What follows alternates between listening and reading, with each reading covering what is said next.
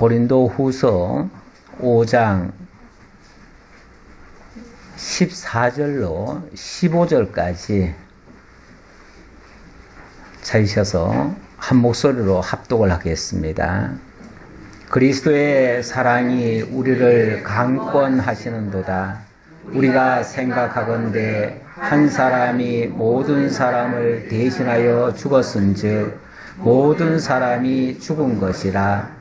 그가 모든 사람을 대신하여 죽으심은 살아있는 자들로 하여금 다시는 그들 자신을 위하여 살지 않고 오직 그들을 대신하여 죽었다가 다시 살아나신 이를 위하여 살게 하려 하심이라. 아멘.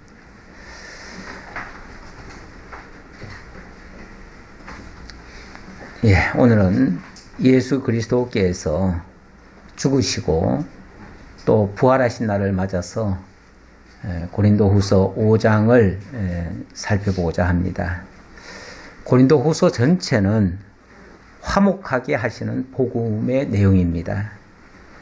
하나님께서 모든 피조물 중 만물의 영장으로 인간을 지어주셨습니다.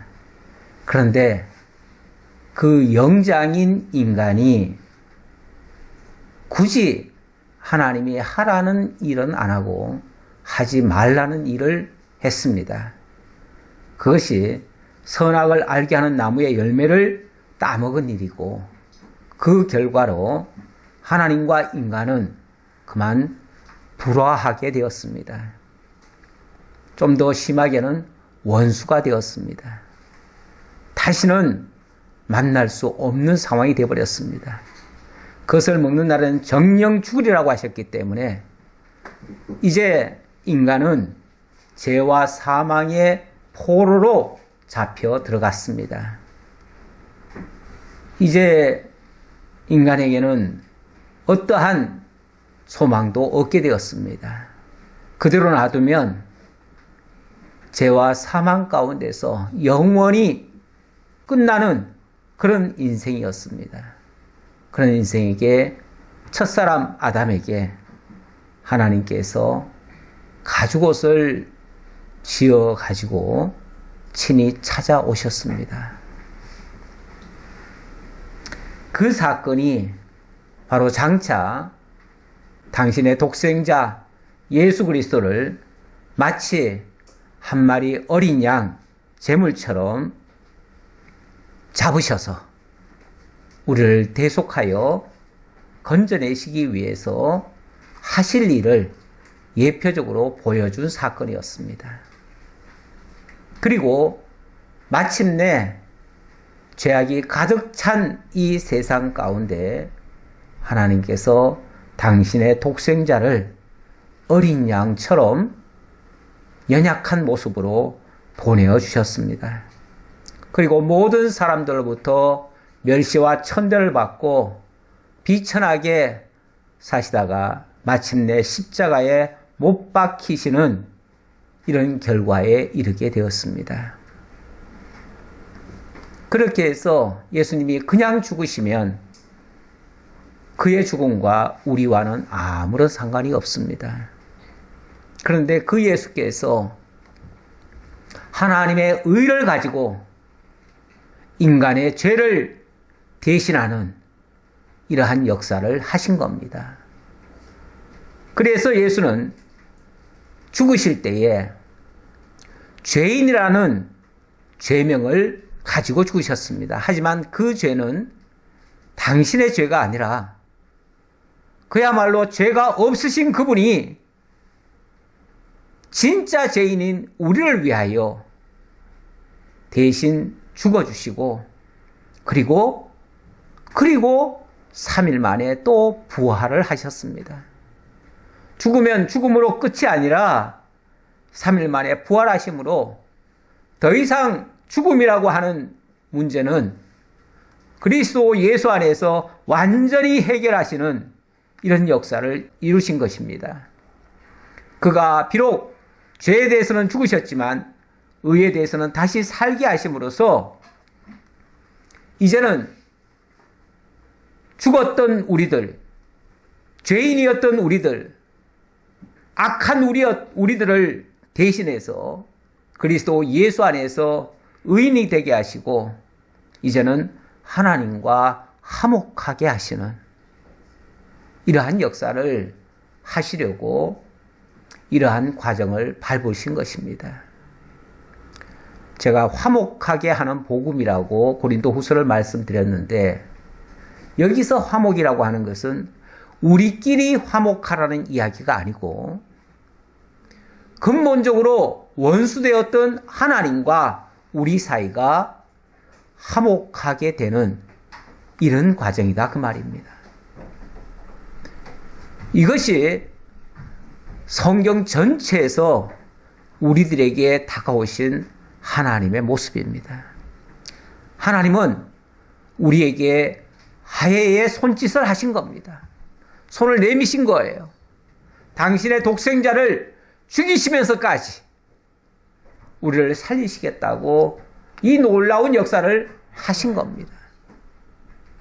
이것이 하나님이 우리를 위하여 십자가에 죽으시고 부활하신 그 근본 동기가 되겠고, 그리고 그 결과가 오늘 우리가 죄와 사망에서부터 건짐을 받고 그 그리스도 안에 있는 자는 다시는 죽지 아니하는 그 어마어마한 하나님의 은혜를 잊게 되어지고 하나님의 생명을 누리게 되는 이러한 영원 복락에 참여하게 된 것입니다.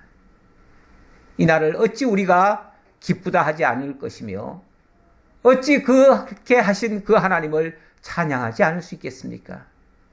오늘은 바로 그 기쁜 날, 기독교 역사상 가장 기쁜 날, 가장 복된 날, 가장 은혜로운 날, 참으로 우리에게 영원한 생명을 주신 참으로 값진 그날을 우리가 기억하고 생각하고 잊지 말자고 오늘 부활절 감사로 예배를 드리며 또한 세례와 성찬을 통해서 주님 만나는 그날까지 우리가 영원히 이 역사적 사실을 잊지 말자고 다짐하는 그러한 시간이 되겠습니다.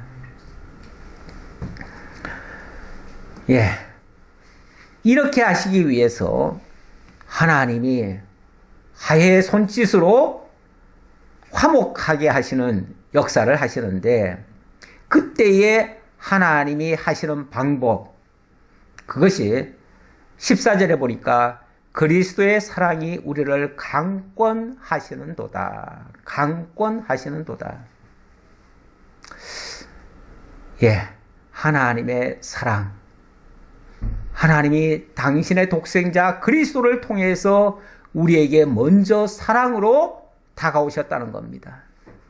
그 사랑의 힘이 얼마나 큰지 우리로 하여금 하나님 앞에 굴복하지 않을 수가 없고 그분을 따르지 않을 수 없도록 이렇게 역사하신다는 겁니다. 그 사랑이 얼마나 큰지 정말 나 같은 죄인도 구원해 내시는 그 사랑의 능력, 그 능력을 오늘 좀 생각해 보려고 제가 동영상을 하나 찾아왔습니다. 동영상 하나 보고 그리고 계속해서 말씀 증가하겠습니다. 저희 집에는 누님이 계십니다. 네, 저보다 6살 많으신데 생후 태어나서 6개월 만에 소아마비였고 정신박약입니다. 늘 침을 이렇게 흘리고 계셨고 하반신은 걷질 못하니 다리가 이렇게 꺾어진 채로 사셨어요. 이렇게 손으로 밀고 다니고 있어요. 근데 소대변을 그냥 싸시는 거죠. 항상 저희 집은 걸레 같은 게 있어갖고 오줌을 누면은 이렇게 땜을 만들어서 오줌을 막아야 되는 거예요. 3일에 한 번씩 변을 3일치를 바지에 쌉니다. 어머니는 새벽까지 나가시고 아버지는 집에 거의 안 계시고 저도 학교 갔다 오면 이제 언제 변을 받는지 모르는데 그걸 뭉개고 앉아서 집안 방이라고 한 칸인데 오는 냄새가 납니다. 그럼 저는 초등학교 2학년 때부터 집에 들어와서 어머니가 하셨던 대로 그 바지를 벗겨서 똥을 손으로 다 긁어내고 그리고 물로 한번 닦이고 그 다음에 빨래비누로 엉덩이를 닦여서 다시 물로 닦여서 바지를 입혀놓는 게 제 일이었어요. 그 손톱에 그 오물이 들어가기 때문에 아무리 비누를 씻고 해도 이게 냄새 맡은 냄새가 나죠. 아버지는 가끔 오셔서 공장에서 벌었던 어머니의 돈을 술과 노름값으로 뺏어가십니다. 그거를 어머니 지키시다 보면 항상 맞고 피를 흘리실 만큼 흘리시고 내놓으세요. 저희한테 분노는 뭐였을까요? 아버지한테 분노는 빨리 죽었으면 좋겠다. 빨리 죽었으면 좋겠다. 어렸을 때 이렇게 자라다가 청소년 되면서 저거 내가 언젠간 죽이고 말 거야. 이렇게 일을 갑니다. 고등학교 1학년 때도 한 저녁 때 오셔서 어머니를 또 때리시는데 화장실 옆에 있는 부삽을 들고 와서 어머니한테 막 그걸 찍으시는 거예요. 수박 자르는 칼을 들고 들어갑니다. 왜 이러고 우리가 왜 살아야 돼요? 그래서 술 취해서 불틀거리고 부삽 들고 있는 아버지랑 칼을 들고 마주섰는데 칼 든 손을 붙들고 부들부들 떨시면서 우시는 겁니다. 너라도 그냥 너라도 정상적인 사람으로 살았으면 좋겠어. 그래서 이렇게 맞고 살고 있는데 네가 오늘 밤에 사고를 치면 어떡하겠냐. 그래서 우시는 거예요. 그 피 흘리는 얼굴을 하시면서. 그래서 아버지 배에 꽂고 싶었던 칼을 장롱에다 꽂아놓고 나가게 됩니다. 그래서 밤새도록 돌아다니면서 집을 가출할 생각이나 어머니 안 보내서 아버지를 죽일 생각과 이런 수많은 생각을 갖다가 밤을 길거리에서 보내고 아침에 들어갑니다. 어머니 아버지는 집에 안 계시고 가방을 싸갖고 이제 나가려고 하는데 저희 바보 누님이 가끔 하는 일이 있어요. 제 책을 찢고 먹습니다. 그게 장난감이에요. 저는 책 표지가 거의 없어요. 누구 바보 누나 찢어 먹고 이랬기 해필이 오늘 어떻게 제 노트를 꺼내갖고 어저께 그나마 숙제가 3분의 2 정도니 그걸 다 찢어서 먹고 있는 거예요. 갑자기 아버지의 얼굴과 바보 누나 얼굴이 오버랩 되면서 제 속에 있는 모든 분노가 바보 누나한테 쏟아집니다. 이 병신이 우리 집에 와갖고 나는 친구 하나 데리고 올 수 없고 이 병신아 내가 너 똥 치워주려고 이 땅에 태어난 줄 아냐? 그러면서 내 속에 있는 그 잔인한 것이 다 올라오면서 바보 누나를 너무 많이 구타했습니다. 제 눈을 쳐다보면서 입술이 파래졌고 벌벌 떨면서 그만 때려달라는 거 바보 누나를 너무 많이 때렸습니다.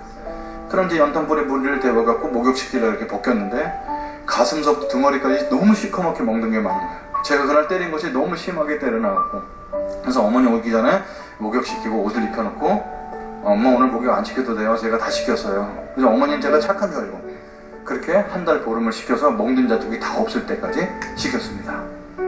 완전 범죄입니다. 아무도 제가 바보 누나를 장애인을 때렸다는 사실을 아무도 모릅니다.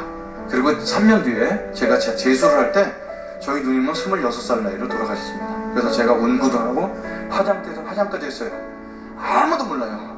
그런데 수련의 마지막 날 모든 사람은 죄인입니다. 모든 사람은 죄인입니다. 그런데 여기서 이렇게 그 바보 누나 때리는 장면이 막 올라오면서 난 이 자리에 앉아서 저런 설교를 들을 수 있는 존재가 아니라는 걸 알겠습니다. 이렇게 앉아서 벌써 눈물이 막 나오기 시작합니다. 코가 막 나오기 시작합니다. 그런데 설교가 들립니다. 여러분 우리는 모두가 죄인입니다. 원래는 다 지옥 갈 수밖에 없는 존재입니다. 어떤 한 사람 단 한 사람도 하나님 나라에 천국에 갈 수 있는 사람은 없습니다. 그런데 죄를 알지 못하신 예수님이 이 땅에 오셨습니다. 그분은 하나님의 아들입니다. 그분이 오셔서 우리의 모든 죄를 전가받으셔서 십자가의 저주로 돌아가셨습니다. 여러분 그분을 믿기만 하면은 우리는 다 천국의 백성이 될 수 있습니다. 왜? 그분이 대신 십자가를 지시고 죄값을 받으셨기 때문에. 나한테 다가오신 예수님 앞에 내가 이 자존심 다 내려놓고 저 교회 한 번도 나가본 적 없는데요. 제가 교회를 위해서 한 게 하나도 없는데 제가 예수님 믿어도 되나요? 예수님께서 마음속에 환한 얼굴을 웃어주시면서 괜찮다고 말씀하셨어요. 환한 얼굴, 파란 빛 같은 게 제 가슴에 오는데요.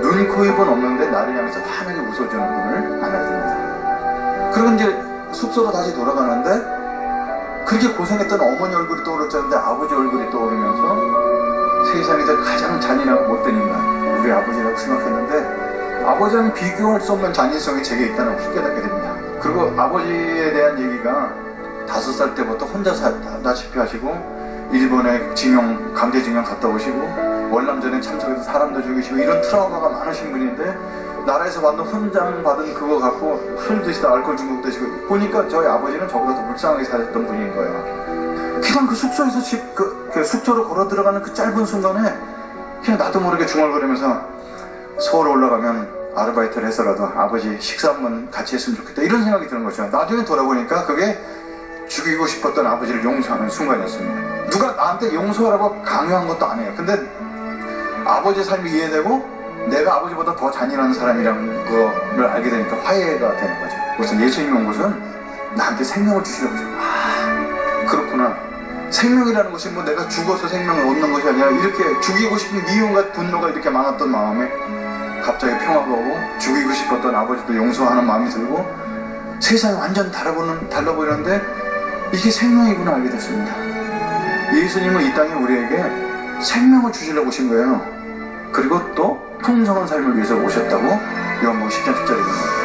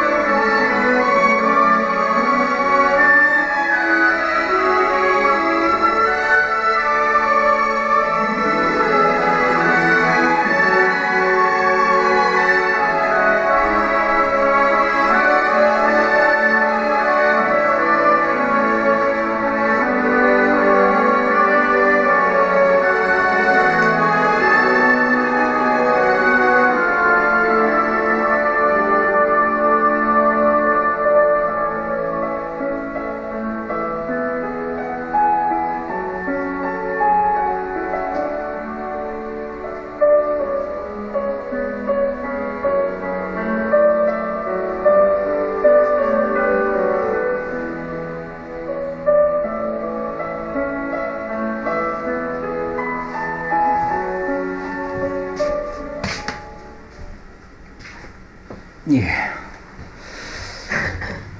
이것이 그리스도를 통한 하나님의 사랑입니다. 우리는 하나님을 만나면 죄인임이 고백되지 않을 수가 없습니다. 사실은 이 내용 가운데 상당 부분은 제 모습과도 같습니다. 우리 가정의 문제 같기도 하고 지나온 날들이 저도 오버랩되는 부분이 있습니다. 사실 우리가 말을 못해서 그렇지 너나 할 것 없이 다 그런 모습이 있을 것입니다. 사도 바울이 그 잘났다고 큰 소리 치면서 온 세상을 자기 힘으로 평화를 만들겠다고 뛰어다니던 모습, 자기가 의인인 줄 알고 율법의 의로는 흠이 없는 자라 이렇게 자랑하던 그가 예수 그리스도를 만나고 나서 나는 죄인 중에 괴수였다. 나는 해방자요, 폭행자요, 핍박자였다. 내가 일평생 한 일은 죄진 것밖에 없다. 그래서 나는 죄인 중에 괴수였다. 나 같은 자를 구원하신 그 하나님의 사랑, 그 하나님의 사랑이 나를 강권적으로 역사해서 오늘 그 그리스도를 위한 삶을 조금이라도 살아가게 한다면 이것은 하나님의 은혜일 뿐이다. 그래서 내가 한 것이 아니요 하나님의 은혜로라 이렇게 고백을 했습니다. 그리스도의 사랑이 우리를 강권해서 무슨 일을 하셨는가? 우리가 생각하건대 한 사람이 모든 사람을 대신하여 죽었은즉 모든 사람이 죽은 것이라. 한번 생각해 보십시오. 그 말이죠. 우리가 생각하건대 하는 말은 한번 생각해 보세요. 한 사람이 모든 사람을 대신하여 죽었습니다. 바로 예수가 모든 사람을 위하여 죽었습니다. 예수가 죽은 것은 자기 죄 때문이 아니라 우리 모든 사람을 위하여 죽은 것입니다. 그렇다면 이 말을 바꾸어 생각하면 우리 모두는 죄인이었습니다. 진짜 죄인은 우리였습니다. 진짜 우리가 죄인이었는데 죄를 알지도 못하는 그가 우리를 위해서 대신 죽으셨어요. 제가 로마서 5장 5절 이하의 말씀을 오늘 묵상을 했는데요. 거기 보면 소망이 우리를 부끄럽게 하지 아니하면 우리에게 주신 성령으로 말미암아 하나님의 사랑이 우리 마음에 부은 바 됨이니, 하나님의 사랑이 우리 마음에 부어졌다. 우리에게 다가왔다 그 말이죠. 어떻게 다가왔는가? 언제 다가왔는가? 우리가 아직 연약할 때에, 죄와 사망 가운데 있을 때에, 죽었을 때에 기약대로 그리스도께서 경건하지 않은 자를 위하여 죽으셨도다. 바로 정말로 사악한 우리를 위하여 당신이 죽으셨다. 세상 이치로 보면 의인을 위하여 죽는 자가 쉽지 않고 선인을 위하여 용감히 죽는 자가 혹 있거니와. 그래요. 세상에는요, 가끔씩 정치인을 위해서 죽어주는 사람도 있어요. 나라를 위해서 죽어주는 사람도 있고, 나름대로 그게 의라고 생각을 하고 그게 선한 일이라고 생각을 해서 용감하게 죽는 사가 간혹 있어요. 하지만 우리가 아직 죄인 되었을 때 그리스도께서 우리를 위하여 죽으심으로 하나님께서 우리에 대한 자기의 사랑을 확증하셨느니라. 죄를 알지도 못하신 그분이 바로 우리를 위하여 당신이 대신 죽어주심으로 하나님의 사랑을 확증해 주셨다 그 말입니다. 왜 그렇게 하셨는가? 그가 모든 사람을 대신하여 죽으시면 살아있는 자들로 하여금 다시는 그들 자신을 위하여 살지 않고 오직 그들을 대신하여 죽었다가 다시 살아나신 이를 위하여 살게 하려 함이라. 우리 하나님이 결국 우리로 하여금, 먼저 구원받은 우리로 하여금 앞으로 구원받아야 할 자들을 위하여 대신 살게 하려고 그렇게 하셨다. 그러므로 우리가 이제부터는 어떤 사람도 육신을 따라 알지 아니하노라. 그래서 더 이상 이제는 사람을 외모로 보고 평가하지 않겠다 그 말이죠. 우리가 외적으로 사람을 보고 저 사람은 나쁜 놈이야, 저런 나쁜 놈은 죽어 마땅해, 저런 인간은 도와줄 가치가 없어, 이렇게 생각이 쉽잖아요. 그런 소리 하지 말라 그 말이죠. 사실 하나님의 사랑의 대상은 그런 사람일수록 더 1순위일 수도 있어요. 우리가 함부로 남을 판단하고 정죄하는 것, 그것도 어찌 보면 하나님의 사랑에 대한 배신 행위예요. 하나님은 나 같은 죄인을 용서하시고 나 같은 죄인을 위해서 독생자를 죽이시기까지 하셨는데 내가 그를 나보다 더 악한 줄 알고 미워한다면 그게 얼마나 사악한 일이냐 그 말이죠. 아까 그분이 목사님이신데 지금은 목사님이 되셨지만은 그 전에는 목사가 감히 되겠습니까? 정말 한을 품고 사는 사람인데요. 단칸방에서 그 어렵게 사는데 엄마는 나가서 공장에 가서 이 돈 벌어 온 거 맨날 남편이 와가지고 그거 돈 뺏어가면서 그렇게 하는 집구석이죠. 그런 집구석에서 무슨 장래를 생각하며 무슨 선한 마음을 가지고 살겠습니까? 아예 한만 남지요. 근데 나중에 알고 보니까 그렇게 했던 그 아버지보다 내가 더 악독했다는 것을 고백하지 않을 수가 없잖아요. 사실 우리도 지나놓고 보면 우리 모두가 다 그런 악한 마음도 있습니다. 솔직히 다 있어요. 우리가 하나님 안 만났다면, 제가 예수를 못 만났다면 아까 그분의 과거 모습과 똑같았을 것이다 라는 생각이 문득 듭니다. 그래서 저도 오버랩이 된다고 생각을 했는데요. 우리의 삶이 그렇게 비참한 모습이 많았었습니다. 정말 예수 믿고 예수 알고 나서 저도 180도 바뀐 사람입니다. 그렇지 않으면 저도 똑같은 그런 과거에 매여 사는 존재였을 것입니다. 그래서 이제부터는 어떤 사람도 육신을 따라 알지 아니하노라. 비록 우리가 그리스도도 육신을 따라 알았으나 이제부터는 그렇게 알지 않겠다. 그같이 알지 아니하노라. 이제부터는 그렇게 알지 않겠다. 더 이상 육신적으로 평가하지 않겠다. 그 말이죠. 예. 17절로 19절. 그런즉 누구든지 그리스도 안에 있으면 새로운 피조물이라. 이전 것은 지나갔으니 보라 새 것이 되었도다. 우리 하나님께서 우리를 완전히 새로운 피조물로 바꾸어 주셨습니다. 예수 믿음 자의 특권이 바로 새로운 피조물입니다. 그리스도 예수 안에서 이제 옛사람은 더 이상 우리 자신이 아닙니다. 이제는 새로운 피조물로 살아가게 되었습니다. 이전 것은 지나갔으니 보라 새 것이 되었도다. 모든 것이 하나님께로부터 났으며 이 모든 일들이 하나님으로 말미암아 되어진 일이다 그 말이죠.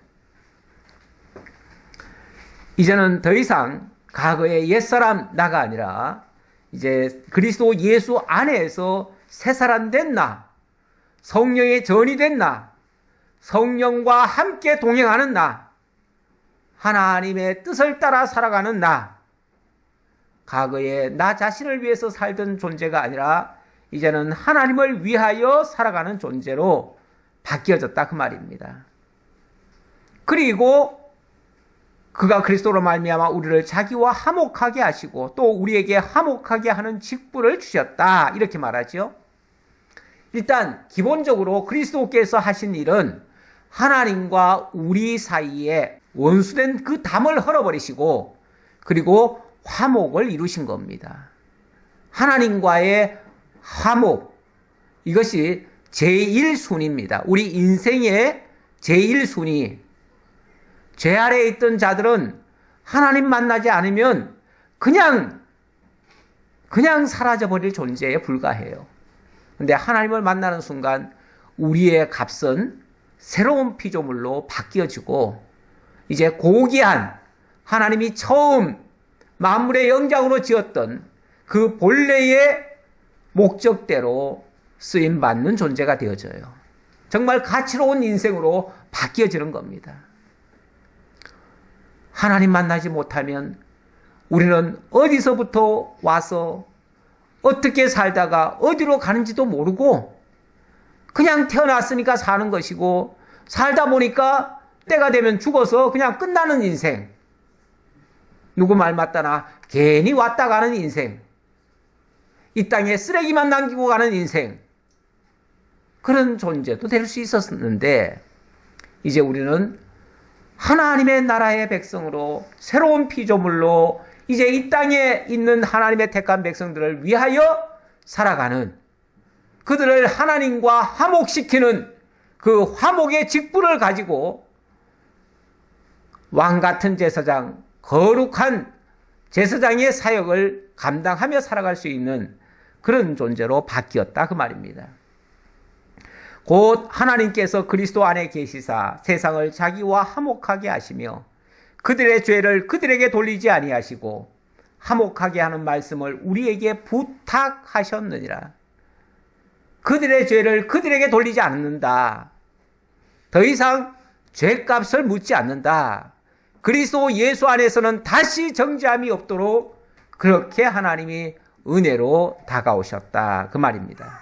그리고 우리 보고 이제 하나님과 화목하라. 너희들이 이제 할 일은 하나님과 화목하는 일이야. 먼저 우리가 화목하고 또 다른 사람을 하나님과 화목하게 하기 위해서 화목하게 하는 게 뭐 딴 겁니까? 뭘 우리가 잘 해드려야 화목해집니까? 그게 아니고 예수를 영접하는 거예요. 예수 안에서 화목이 이루어지는 거예요. 그 화목하게 하시는 중보자로 예수님이 오셨거든요. 예수님이 그래서 내가 곧 하나님과 너희 사이에 유일한 길이요 진리요 생명이라. 내가 너희에게 하나님께로 나아가는 그 길을 열어주고 나를 통해서 그 하나님의 생명이 너희에게 전달되도록 하겠다. 그래서 너희는 내 안에 거하라. 그게 하나님과 화목하게 하는 유일한 방법이죠. 이 일을 위하여 우리를 거듭나게 하셨다. 그 말입니다. 그리고 20절입니다. 그러므로 우리가 그리스도를 대신하여 사신이 되어 하나님이 우리를 통하여 너희를 권면하시는 것 같이 그리스도를 대신하여 간청하노니 너희는 하나님과 화목하라. 오늘 부활절 아침에 화목의 복음을 들려드리는 이유는 그리스도의 부활이, 그리스도의 십자가와 부활이 우리를 향하신 하나님의 사랑을 강권적으로 보여주신 역사였고, 그 결과가 우리를 거듭나게 하시고 하나님과 화목하게 하셨으니 이제 너희도 하나님과 화목하도록 하라, 그 말이죠. 하나님이 죄를 알지도 못하신 일을 우리를 대신하여 죄로 삼으신 것은 우리로 하여금 그 안에서 하나님의 의가 되게 하려 하심이라. 예수 그리스도는 죄를 모르시는 분입니다. 죄를 알지도 못하시는 분이에요. 죄와 상관이 없으신 분이에요. 영원하신 그리스도시니까 죄를 알지도 못하고 상관이 없으신 분이에요. 그런 분에게 죄를 뒤집어 씌워버렸어요. 죄값을 뒤집어 씌웠어요. 마치 구약시대 때 어린 양을 한 마리 끌고 오면 진짜 죄인이 그 흠없는, 정말 죄 없는 그 어린 양의 머리에다가 손을 얹고 자기 죄를 전가를 시켜버립니다. 그러면은 그 어린 양은 원래 죄가 없는데, 죄를 알지도 못하는데, 그런데 그만 내 죄를 가지고 죄인이 돼버려요. 그리고 그 어린 양이 죽어져요. 그러면 내 죄가 사라져버려요. 그 어린 양이 사라짐과 동시에 사라져버려요. 그리고 그 어린 양이 만약에 죽으면 끝인데, 그건 죄를 없앤 건데, 죄를 없앤 데서 끝나는 게 아니라 다시 살아나게 하셨다, 그 말이에요. 왜요? 원래 죄가 없으니까 살아나는 것이 마땅하고 그것이 하나님의 의를 드러내는 결과가 됐다, 그 말이죠. 오늘 우리로 하여금 그리스도께서 나를 대속하여 죽으셨다는 사실을 믿는 것이 이제 하나님의 의가 되는 거예요. 그래서 우리는 본래는 죄인인데 그리스도 예수에게 그 죄가 전가됨으로 말미암아, 그를 믿음으로 말미암아 의롭다 함을 입게 돼요. 그래서 의롭다라고 칭함을 받는 칭의인이 되어집니다. 칭의인이라고 하는 것은 하나님이 의롭다라고 인정한다, 그 말이죠. 본래 의인인데 인정하면요 시시해요. 별로 재미도 없어요. 그렇죠? 그런데 정말 마땅히 죽어 없어질 그런 존재에게 의롭다 해주고 다시는 죄를 묻지 않겠다 하시니 그 은혜가 너무 감사하다, 그 말이에요. 이 은혜는 잊지 마셔야 돼요. 잊을 수가 없어요. 어떻게 그런 큰 사랑을 받아놓고 우리가 잊을 수가 있겠습니까?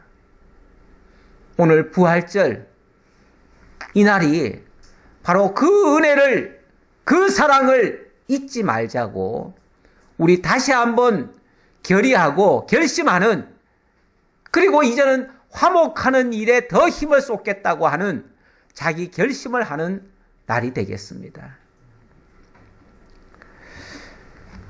그래서 오늘 우리가 온전히 하나님 앞에 의인이 되었음을, 의인이라 칭함받음을 감사하면서 하나님께 그 영광을 돌리는 그러한 시간이 되기를 바랍니다.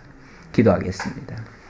감사합니다. 하나님, 오늘 주님께서 저희와 함께 하심을 보여주시고 우리를 위하여 어떻게 하나님의 사랑을 확증해 주셨는지 들려주시고 깨닫게 해주셔서 너무나 감사합니다. 이 은혜를 영원히 잊지 않기 위하여 이제 우리가 세례와 성찬이라고 하는 의식도 함께 하고자 합니다. 이 시간 이후의 모든 절차 주님께서 친히 이끌어 주옵소서. 예수님 이름으로 기도하옵나이다. 아멘. 예, 이어서 세례식을 하도록 하겠습니다.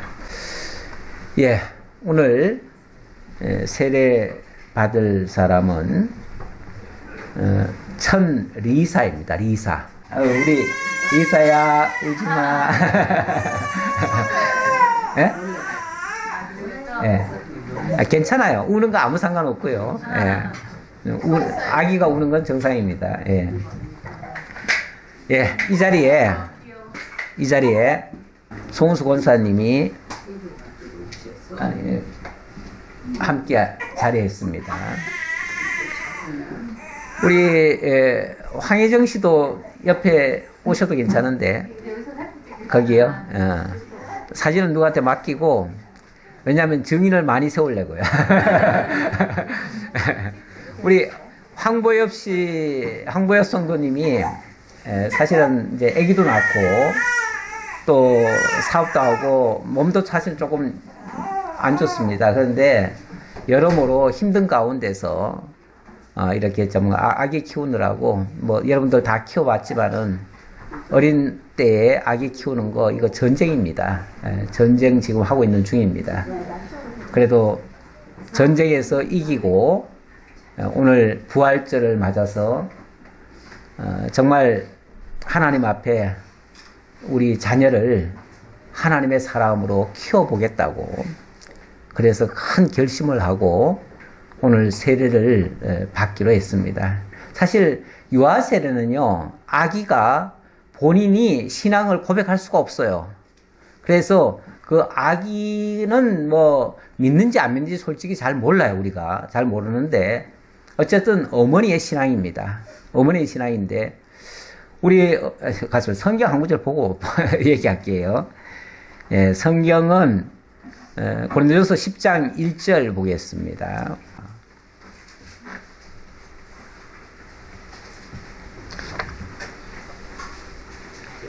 고린도전서 10장 1절로 2절.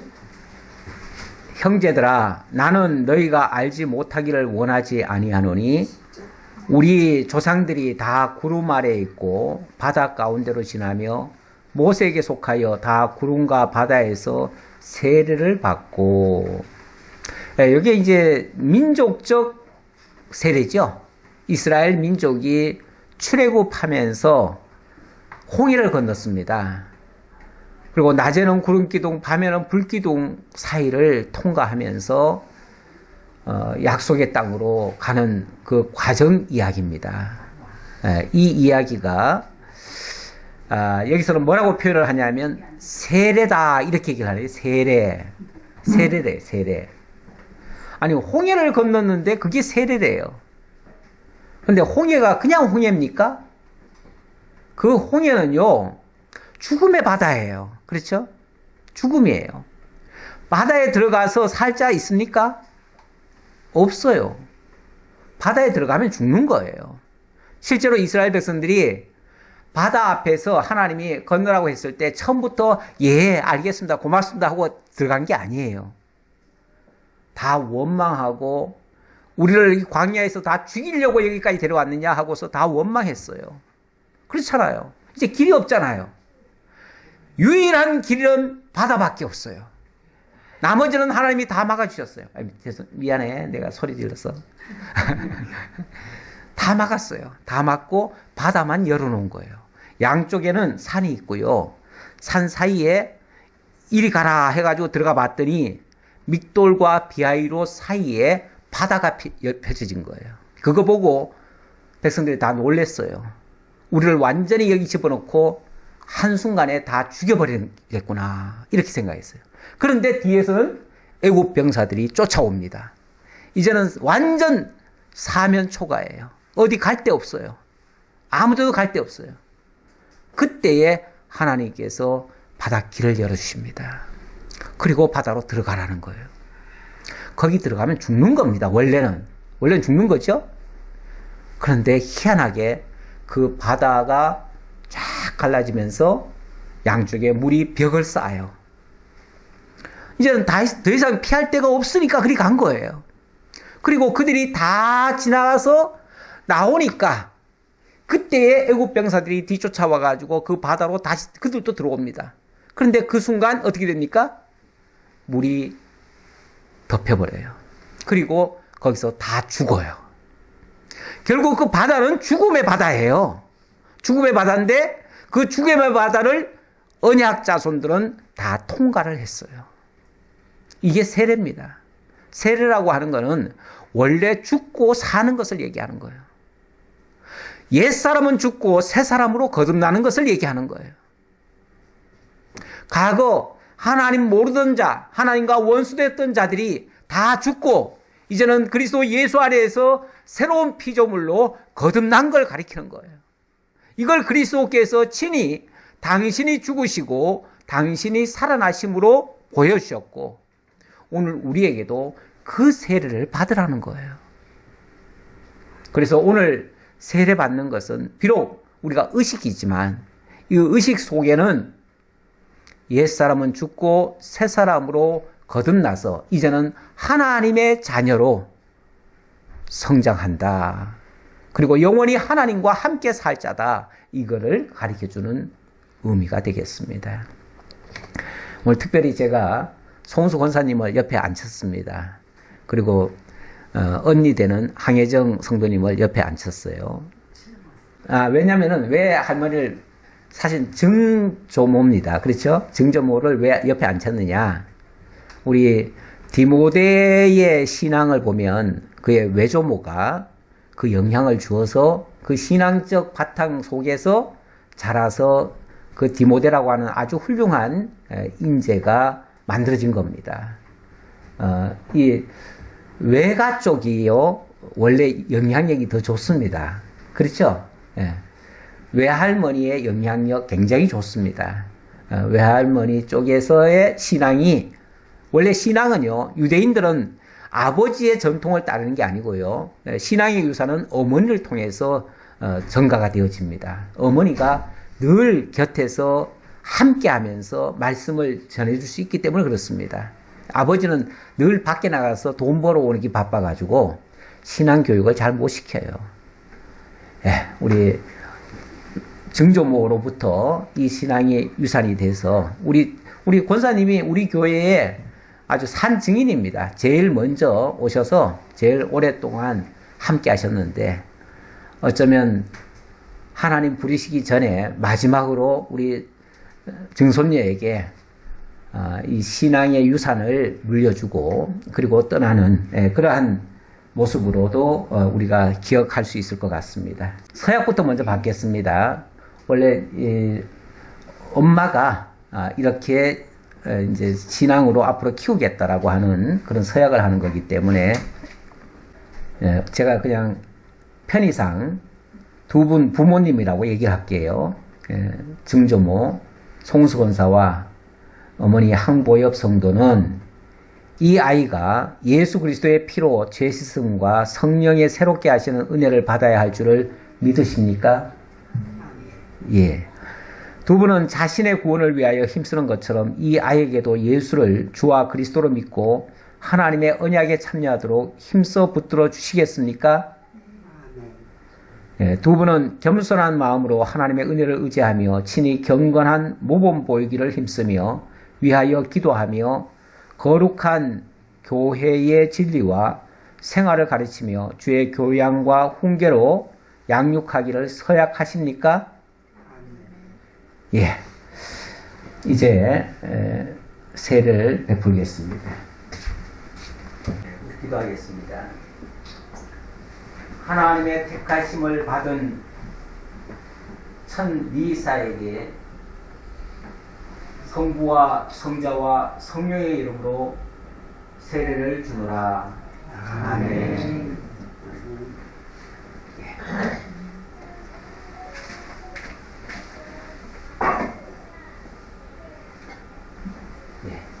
간략하게 드시가고요.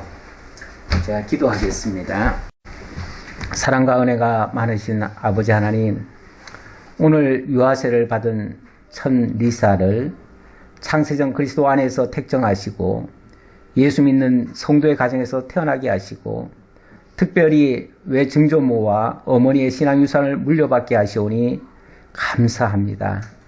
천부현 아버지와 황보엽 어머니의 보살핌과 그 사랑 가운데서 태어나고 자라게 하시고 무엇보다도 믿음으로 자라서 위로부터 주시는 하나님의 지혜와 총명을 얻게 하시고 또 자라면서 하나님과 사람들에게 더욱 사랑받는 아이가 되게 하옵소서. 오늘 믿음의 자녀를 키우겠다고 서약한 황보엽 성도에게도 은혜를 더하사 어떠한 어려운 문제가 있을 때면 하나님의 지혜로 풀어가게 하시고 이 아이를 통해서 날마다 기쁘고 즐거운 일이 더욱 많게 하시며 찬송과 영광이 넘치는 행복한 가정으로 만들어지게 하옵소서. 모든 걸 감사드렸고 예수님의 이름으로 기도하옵나이다. 아멘. 예, 공포하겠습니다. 오늘 유아세를 받은 천 리사는 대한예수교 장로회 성리로교회 유아세례 교인이 된 것을 성부와 성자와 성령의 이름으로 공포하노라. 아멘. 예, 성도 여러분께서도 오늘 리사가 성리로교회 유아세례 교인이 된 것을 기쁘게 받아주시고 이 아이가 몸이 자라고 신앙이 그리스도의 장성한 분량에 이르기까지 옆에서 도와주시며 지속적인 관심과 사랑으로 돌봐주시기로 여러분들도 작정하시겠습니까? 예, 감사합니다. 우리 다 같이 축복하는 의미에서 오늘은 축복송을 하나 같이 부르도록 하겠습니다. 당신은 사랑받기 위해 태어난 사람.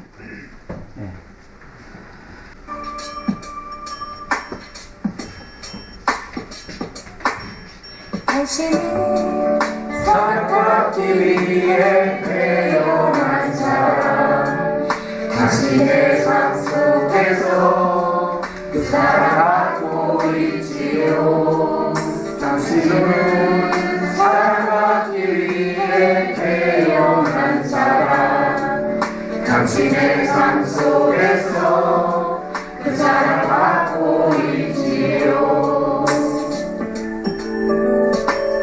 태초부터 시작된 하나님의 사랑은 우리의 만남을 통해 열매를 맺고 당신이 이 세상에 존재함으로 인해 우리에게 얼마나 큰 기쁨이 되는지. 당신은 사랑받기 위해 태어난 사람. 지금도 그 사랑 받고 있지요. 당신은 사랑받기 위해 태어난 사람.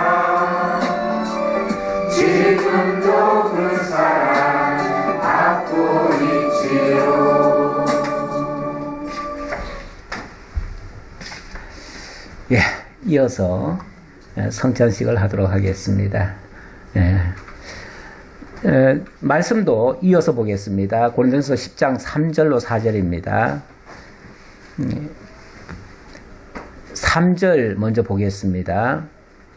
다 같은 신령한 음식을 먹으며, 자, 세례 이후에 이스라엘 민족이 다 같이 신령한 음식을 먹었대요. 이스라엘 민족이 광야에 갔을 때 그곳에 무엇이 있었습니까? 아무것도 없었습니다. 아무것도 없었어요. 3일 지나니까 가져온 떡 다 없어졌어요. 마실 물도 없어요. 뭘 먹고 살았습니까?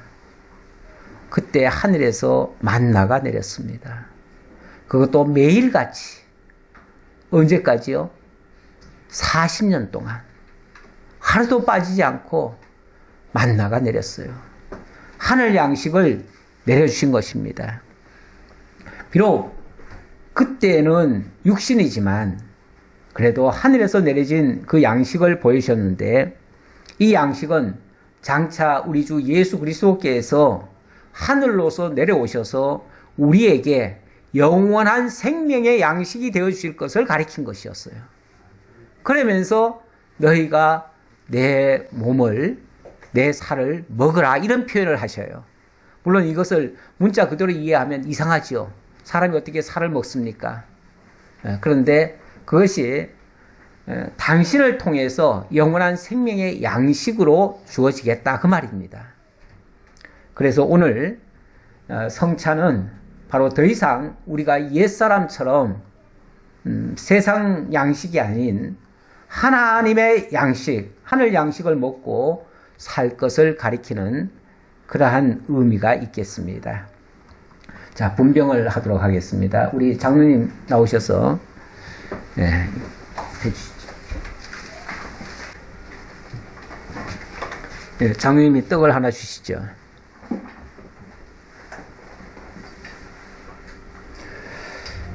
기도하겠습니다. 아버지 하나님, 오늘 하나님의 사랑을 입고 새 생명을 얻은 성결교회 성도들이 주님의 십자가와 부활에 참여하고자 주님의 몸을 상징하는 떡에 참여하고자 합니다.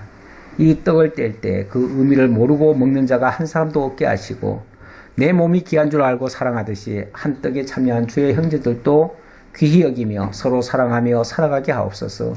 예수님의 이름으로 기도하옵나이다. 아멘. 예수를 그리스도로 고백하시고 세례를 받은 모든 분들 참여해 주시기 바랍니다. 세례 받지 않으신 분들은 드시지 마세요.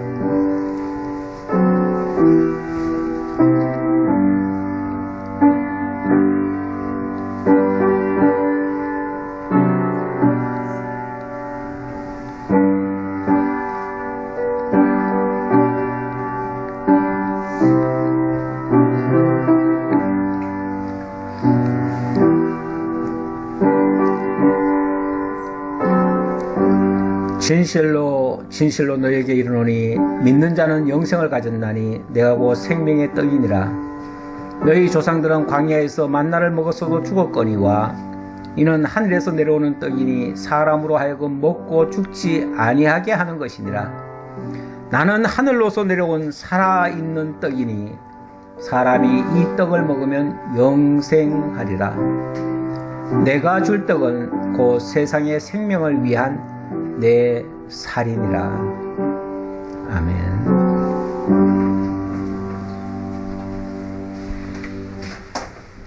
이어서 말씀 4절 보겠습니다. 다 같은 신령한 음료를 마셨으니 이는 그들을 따르는 신령한 반석으로부터 마셨음에 그 반석은 곧 그리스도시라.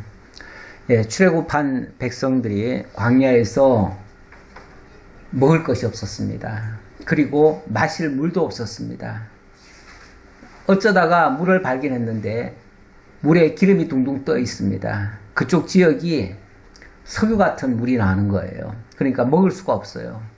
그래서 쓴물이라고 해가지고 이름도 마라라고 지었지요. 이건 도저히 사람이 먹고 살 수 있는 물이 아니다. 이런 데로 우리를 데리고 왔느냐 하면서 또 원망이 터져 나옵니다. 그때에 하나님께서 모세에게 반석을 치라 그럽니다. 마침 또 반석이 하나 있어요. 그래서 반석을 쳤더니 반석에서 물이 쏟아져 나오는 거예요. 놀라운 역사지요. 그런데 그 반석이 그냥 반석이 아니라 신령한 반석이라네요. 그 신령한 반석, 그 반석은 곧 그리스도시라. 장차 그리스도에게서 생명수가 흘러나올 것을 가리켜주는 그러한 예표적인 모습이었다, 그 말이죠.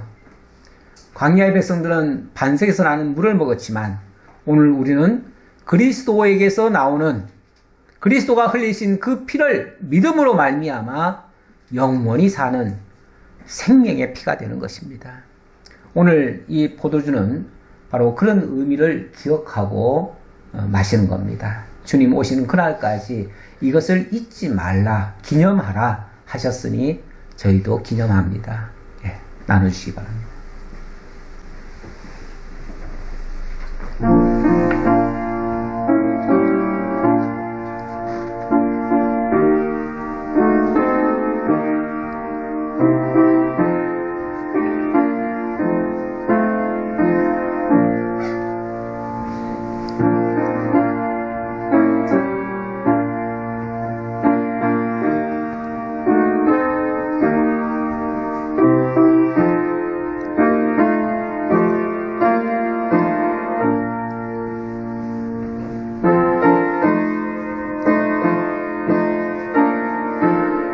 내 살은 참된 양식이요 내 피는 참된 음료로다. 내 살을 먹고 내 피를 마시는 자는 내 안에 거하고 나도 그 안에 거하나니 살아계신 아버지께서 나를 보내심에 내가 아버지로 말미암아 사는 것 같이 나를 먹는 그 사람도 나로 말미암아 살리라. 영원하신 하나님 아버지, 주의 은혜와 믿음으로 떡에 참여한 성도들이 또 잔을 통해서 주의 생명에 참여하고자 합니다. 이 시간 성찬에 참여하는 모든 성도들이 주께서 흘리신 피의 공로를 기억하고 우리도 형제를 위해서 희생하고 사랑하는 자들이 다 되게 하옵소서. 예수님의 이름으로 기도하옵나이다. 아멘.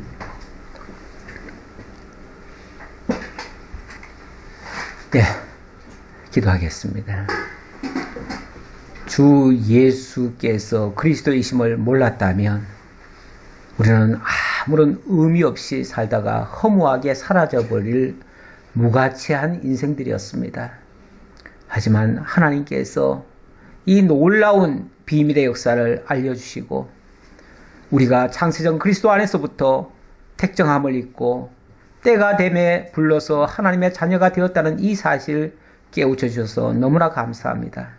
이제 우리들로 죄에 대해서는 죽고 의에 대해서는 다시 살게 하셨사오니 이제부터 우리들도 주의 몸된 교회를 통해서 하나님의 영광을 선포하고 하나님과 화목하게 하는 일에 우리 모두가 함께 참여하게 하옵소서.